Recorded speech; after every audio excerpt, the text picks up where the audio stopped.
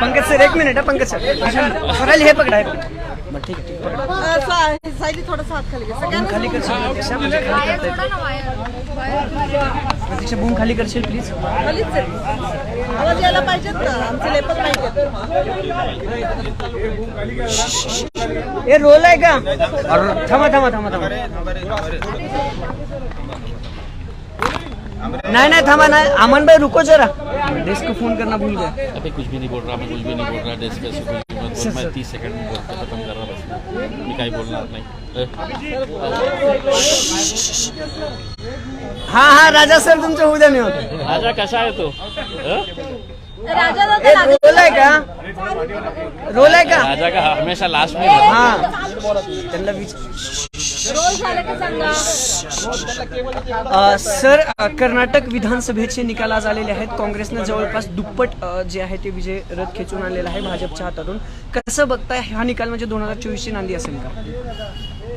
सर्वप्रथम मला असं वाटतं की हे पंतप्रधान नरेंद्र मोदी साहेबांचं अपयश आहे. म्हणून मी आज ट्विट करताना मी मोदी साहेब आणि अमित शाह साहेब त्यांना दोघांनाही माझ्या वतीने 2 तिकीट्स विथ पॉपकॉर्न स्पॉन्सर केलेले आहेत. थिएटरमध्ये जाऊन आता ते केरला स्टोरी जे आहे ते चांगल्या रीतीने बघू शकेल. आज जे कर्नाटकचा निकाल आलेला आहे त्याच्यातून एक गोष्ट नक्की स्पष्ट होतो की ज्या प्रकारे आज भारतीय जनता पार्टी या देशावर एक हुकुमशाही लादण्याचा प्रयत्न करत होते, तर आज या निकालामुळे लोकशाही जिवंत आहे या देशामध्ये. त्याचा एक परिणाम आपल्याला दिसायला मिळालेला आहे. मला असं वाटतं की एक टर्निंग पॉईंट आहे या देशाचे राजनीतीमध्ये आज जे कर्नाटक, आणि मला असं वाटतं की हे एक सुरुवात झालेली आहे.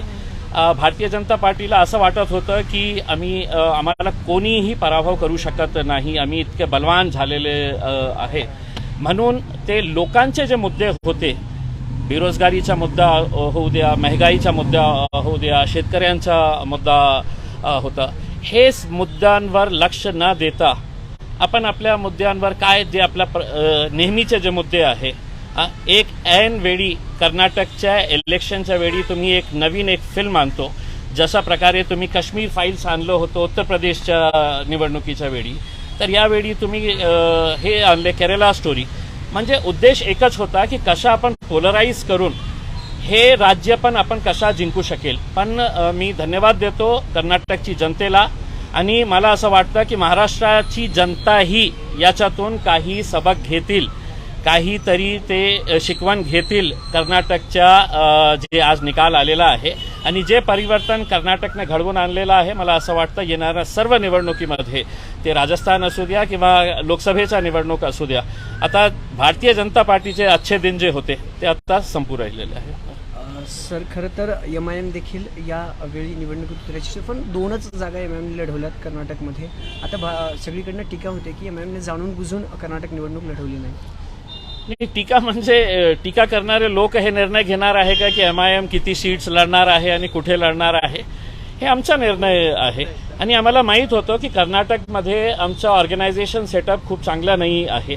आम्ही फक्त 2 सीट्स लढलो होतो, आणि तरीसुद्धा मी स्वतः जेव्हा हुबलीला गेलो होतो, मी लोकांना स्पष्टपणे सांगितलं होतं की मतदान आम्हाला करायचं आहे तर भरभरून एक साईडने मतदान करा, आणि तुम्हाला असं वाटत आहे की MIM जिंकू शकणार नाही, पण मग नंतर तुम्हाला ज्यांना द्यायचे आहे त्यांना द्या, हे बघून की आपल्याला भारतीय जनता पार्टीला आपण कशा पराभव करता येईल.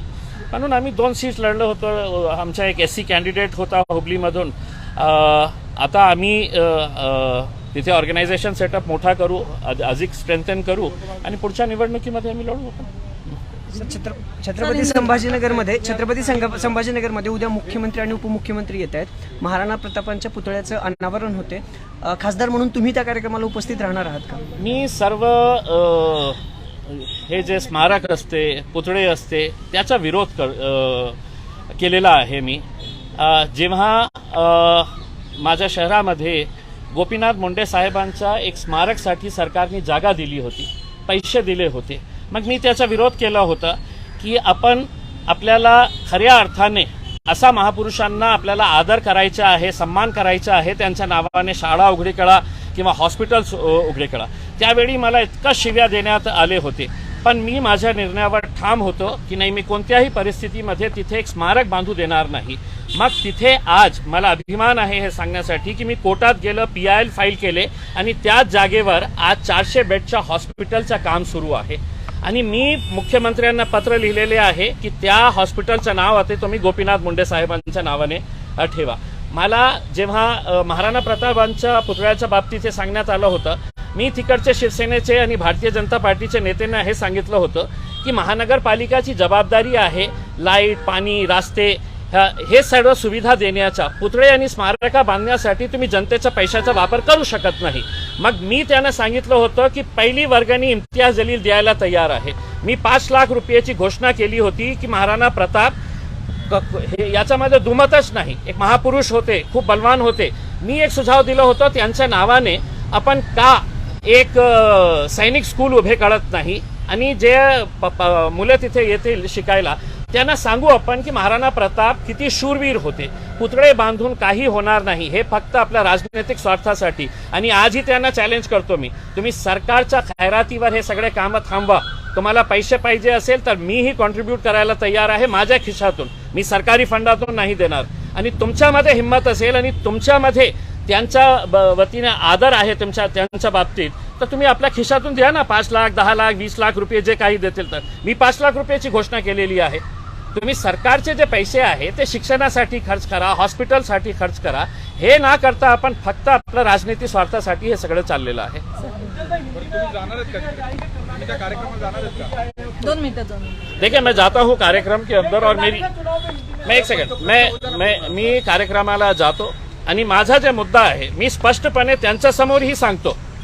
मला इतका विरोध होऊनही सुद्धा मी कोर्टामध्ये जेव्हा गेलो होतो, अनेक लोकांनी मला शिव्या दिले होते की तुला माहीत आहे का की गोपीनाथ, मला माहीत आहे की तो एक खूप मोठे लोकनेते होते. विलासराव देशमुख साहेब असू द्या, गोपीनाथ मुंडे साहेब असू द्या. पण मी ठाम होतो की नाही, तिथे मी एक हॉस्पिटल बांधणार आहे. आणि मला अभिमान आहे की महाराष्ट्रामध्ये कुठेही नाही असं झालेलं आहे की तिथे आज 400 बेडच्या हॉस्पिटलचं काम सुरू झालेलं आहे आणि खूप मोठा हॉस्पिटल तिथे आम्ही उभी करणार आहे. सर, प्रदीप करुलकर प्रकरण घडलं, पुण्यात आहात तुम्ही आज. DRDOचे ते संचालक होते, हनी ट्रॅप सारख्या गुन्ह्यात ते अडकले, त्यांना अटक झाली, ATSच्या ताब्यात आहेत. देशाच्या एवढ्या मोठ्या संस्थेत काम करत असताना एक बडा अधिकारी हनी ट्रॅपमध्ये अडकतो. कुठं हे सर्व हे जे लोक आम्हाला या देशाचे जे मुसलमान आहेत त्यांना वारंवार जे बोलतो की पाकिस्तान को चले जाओ, पाकिस्तान को चले जाओ, आणि आम्ही हेच सांगत होतो की आम्हाला पाकिस्तानशी काही देणं घेणं नाही आहे. आम्हाला हे जेव्हा सांगण्यात आला होता, विचारण्यात आला होता की तुम्हाला इथं राहायचं आहे की पाकिस्तानला जायचं आहे, आम्ही म्हटलं होतं की नाही, हे भारत देश आमचा आहे. पण आम्ही त्याच वेळी हे सांगत होतो की आमच्यापेक्षा आम्हाला असं वाटतं की हे जे प्रकारचे लोक आहेत त्यांना पाकिस्तान जास्त आवडतं. हमको जाते जाते चले जाओ पाकिस्तान चले जाओ बोल के वही देखिएगा क्या करके बैठे हुए हैं. वो खुद चले गए पाकिस्तान को और यहाँ से पूरे जितने सीक्रेट्स है वो भी वहाँ पे पहुँचा दिए. RSSशी संबंध जोडला गेला, ते खरं तर शाखेत जात होते. हे सगळं प्रकरण असून सुद्धा त्यांच्यावरती आम्हाला काही आश्चर्य वाटत नाही याच्या बाबतीत, काही आश्चर्य वाटत नाही. आम्ही सुरुवातीपासून बोललेलो आहोत. आणि तुम्ही एक रेकॉर्ड तपासून पहा, तुम्ही एक रेकॉर्ड काढा, इन्व्हेस्टिगेट करा की मागच्या अनेक वर्षामध्ये जे असे ब्लॅक शिप्स या देशातले जे आहे, ज्यांनी आपल्या देशाला विकण्याचं काम केलेलं आहे, दुश्मनांच्या हाती आपल्या ज्या सिक्रेट्स आहेत ते दिलेले आहे, ते कोण होते. तुम्ही एक स्टडी करा आणि तुम्हाला त्याचं उत्तर मिळेल. कर्नाटकात बजरंग बलीच्या नावाने देखील भाजपनं मतं मागितली, परंतु आता काही फारसा फरक झाला दिसत नाही. काय आहे की तुम्ही लोकांना एकदा उल्लू बनवू शकतो कि एक मर्तबा तुमने इलेक्शन लड़ लिए है राम मंदिर के नाम के ऊपर, भगवान राम के नाम के ऊपर. लोगों को लगा कि अब यही एक ऐसा मुद्दा है जो हमको इलेक्शन जिता सकता है भारतीय जनता पार्टी को उसमें. लेकिन लोग भी अब ये पूछ रहे हैं कि मेरे पेट का क्या होगा, मेरी नौकरी का क्या होगा. मैं पढ़ लिया हूं तो मेरे को कहां पर नौकरी मिलने वाली है, मैं महंगाई से कैसा परेशान हूं, आज EMIs का क्या रेट हो गया है. तो ये मुद्दों को अगर आप एड्रेस नहीं करेंगे, और मैं समझता हूं कि एक झटका इन्हें बहुत ज़रूरी था. अब 1 साल के अंदर देखिएगा कि वो झटके का असर दिखता है या नहीं दिखता है, या अपनी वो जो टेढ़ी चाल है उनकी उसी टेढ़ी चाल के ऊपर अड़े रहेंगे वो. सर, अभी हिंदी में आता तुम्ही सांगितले भाजपच्या पोलरायझेशन राजकारणात खूप मोठी चक्रक आहे कर्नाटक इलेक्शनचा रिझल्ट म्हणजे पण तुमच्यावर पण नेहमी आरोप होता की तुम्ही काँग्रेसची मदत करणार, काँग्रेसचा आरोप आहे.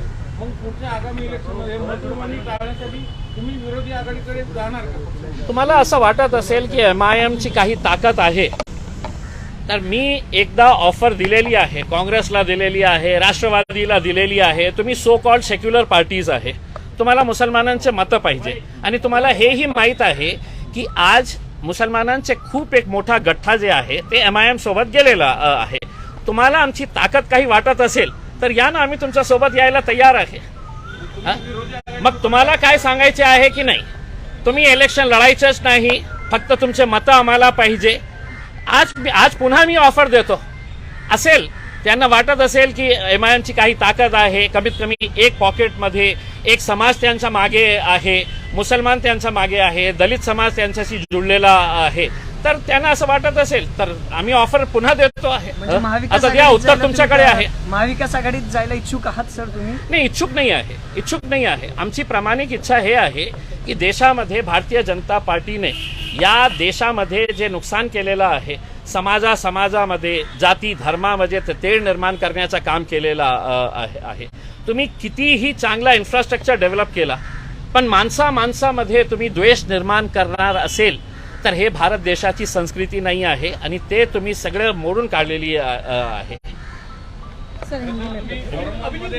सर कर्नाटक के इलेक्शन तुमचं अभिनंदन. हे तुम्ही एक प्रकारे दाखवून दिलं, पण तोच मेसेज तुम्ही पुढे कसा नेणार? कारण एकीकडे भाजपला तुम्ही म्हणता पोलरायझेशन करायचंय, दुसरीकडे तुमच्यावर ते काँग्रेसवाले आरोप करतात, पण तुम्ही तुमच्या कृतीतनं ते दाखवून दिलेलं आहे, ते पुढे कसं जाणार आहे? माझी तर प्रामाणिक इच्छा आहे, या देशामध्ये आपल्याला दंगे थांबायचे असेल तर मंदिरवर काही होत असेल तर मुसलमानांनी त्याची जबाबदारी घ्यायला पाहिजे.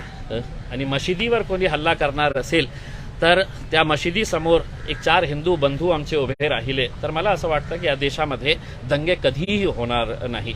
दंगे कोण घडवतो, कशा प्रकारे घडवतो आणि त्याच्यानंतर काय होतो, मी आता आमच्या लेक्चरमध्ये सांगणार आहे. सगळं आपल्याला पुराव्यासहित सांगणार आहे. ऐका. सर हिंदी में जाएंगे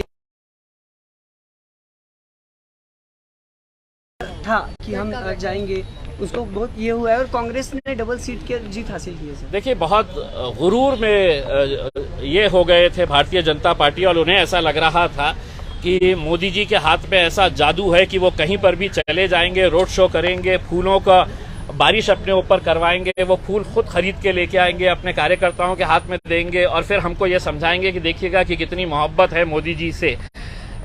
इतना अगर डर था तो इतना सड़कों पे घूमने की क्या जरूरत थी? अगर आपने इतना अच्छा काम किए थे मोदी जी देश के अंदर, अगर आपने देश की सारी समस्याएं दूर कर दिए थे, तो आपको रोड के ऊपर इतना चलने की जरूरत नहीं थी, इतनी सारी यात्राएं निकालने की जरूरत नहीं, रोड शो करने की जरूरत नहीं थी, फूल खरीद कर खुद अपने आंख पर फिकवाने की जरूरत नहीं थी. अगर आपने अच्छा काम किए होते, आपने काम नहीं किए थे. और जब आप काम करने के लिए आए तो आपने आम लोगों के जो मुद्दे हैं उन मुद्दों को आपने हाथ नहीं लगाया है. आपने बेरोजगारों को ये नहीं कहा है कि मैं नौकरी दूंगा आपको.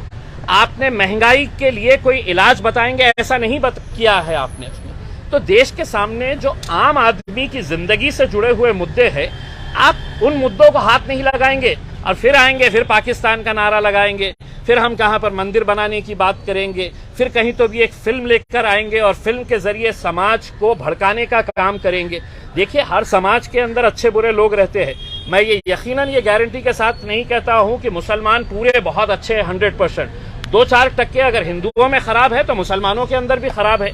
लेकिन आपने फिल्म के जरिए जो पूरे समाज में दरार पैदा करने की कोशिश की है, लोगों ने ये बताया है कि कर्नाटक स्टोरी जो है वो राइट है और आपने केरला स्टोरी जो है वो गलत दिखाए है. इसीलिए मोदी जी, अमित शाह साहब को थोड़ा आराम करने की जरूरत है. मैं मेरी तरफ से 2 टिकट्स और एक पॉपकॉर्न दोनों के लिए, किसी थिएटर में चाह रहे होंगे तो मेरी तरफ से मैं दोनों को स्पॉन्सर करके देना चाहता हूँ.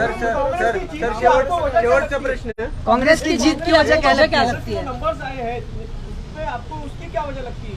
देखिए, मैं ये समझता हूँ कि कांग्रेस ने कई सालों के बाद एक एग्रेसिव कैंपेन जिस तरीके से किया है, वरना कांग्रेसी जो है वो मैदान में उतरने से पहले ही हार मान जाते थे. उन्हें इतना खौफ रहता था कि नहीं, ये इलेक्शन हम जीत ही नहीं सकते हैं करके. तो वो डर जब उन्हें सताता था तो वो मैदान में पूरी ताकत से उतरते नहीं थे। ये पहला इलेक्शन देखा गया है कि कर्नाटक के अंदर उन्होंने जिन मुद्दों को लेकर चला है, उन्होंने जो 40% करप्शन का, उसमें बिल्कुल कोई भी गलत बात नहीं थी। कर्नाटक के अंदर जिस तरह का भ्रष्टाचार है, अब वही भ्रष्टाचार हमें महाराष्ट्र के अंदर देखने को मिल रहा है। मैं आपको दावे के साथ कहता हूं, कोई मंत्री यहां पर महाराष्ट्र का नहीं है जो बगैर टक्केवारी लेकर काम कर रहा है करके। क्या ये यहाँ की सरकार को पता नहीं है?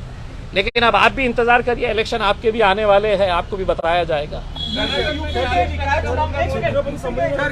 शेवटचा प्रश्न, एक मिनिट। निकाय चुनाव में आपकी भी मौजूदगी थी, एमआईएम ने भी वहाँ पे सीटें लड़वाई थी, लेकिन प्रदर्शन उतना खास नहीं रहा जितनी उम्मीद थी। नहीं, हमारे हिसाब से प्रदर्शन हमारे लिए बहुत अच्छा था। हम जितना उम्मीद कर रहे थे, हमने बहुत ही कम, मतलब नॉट इवन 10% सीट्स के ऊपर हमने लड़ाई थे उसमें, लेकिन हमें जो कामयाबी मिली है हम उससे पूरी तरीके से संतुष्ट है और मजबूत करेंगे और आगे जाएंगे। टक्क्याचा मुद्दा सांगितला कमिशनचा, काँग्रेसला हायलाइट केला, काँग्रेस जिंकलं. इथं किती तुम्ही आता सांगितलं, इथेही टक्केवारी घेतात मंत्री, इथे किती टक्केवारीचं रेट आहे? इथे जे सध्याचा रेट सुरू आहे, मला असं वाटतं की 15 ते 20%च्या टक्केवारी आहे आणि आपल्याला कुठे जाण्याची आवश्यकता नाही। तुम्हाला जे काम आणायचे आहे, किती कोट्यवधी रुपयाचं काम असू द्या, तुम्ही मंत्रालयात जा, त्या मंत्र्याच्या पीएला पकडा आणि त्यांना सांगा की 20% मी द्यायला तयार आहे आणि तुम्हाला कोट्यवधी रुपयांचे काम मिळतील। मी एक खासदार म्हणून खूप जबाबदारीने हे उत्तर देत आहे। Thank you sir, thank you.